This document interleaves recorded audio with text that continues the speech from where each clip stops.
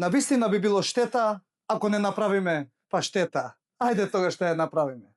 На тава додаваме масло. Чекаме убаво да се загрее.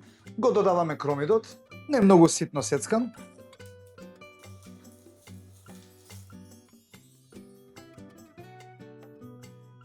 Откако убаво се искарамелизира кромидот, сега ќе додадам еден рендан морков. Додаваме уште малце масло, многу нормално.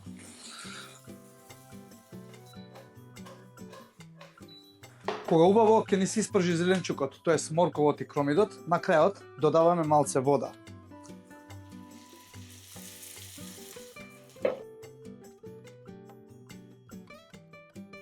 Сега испржениот зеленчук, тоест кромидот и морковот, ги префрламе во еден друг сат. И слободно можеме во истата тава да продолжиме со рецептот. Сега, во истата тава додавам масло за готвење.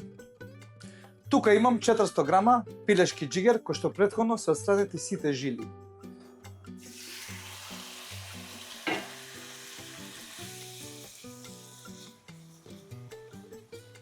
Сега додавам и 30 грама путер. Поклопуваме со капак.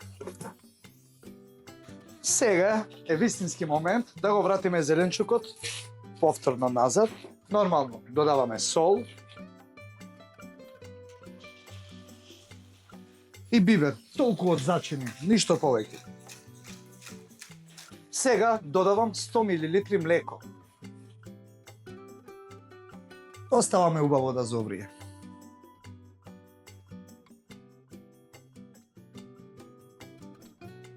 Сега додавам уште 100 мл крема за готвење или понашки кажано хопла.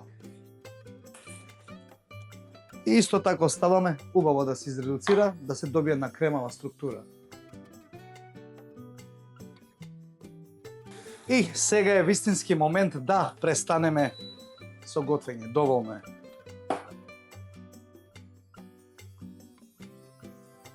Сега смесата ја префрламе во блендер, внимателно.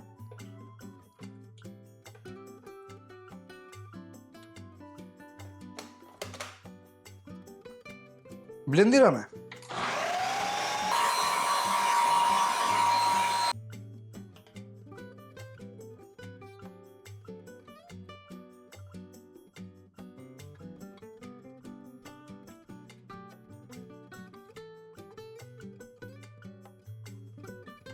Сега е вистинска штета зашто не можете да пробате од мојата паштета. На здравје!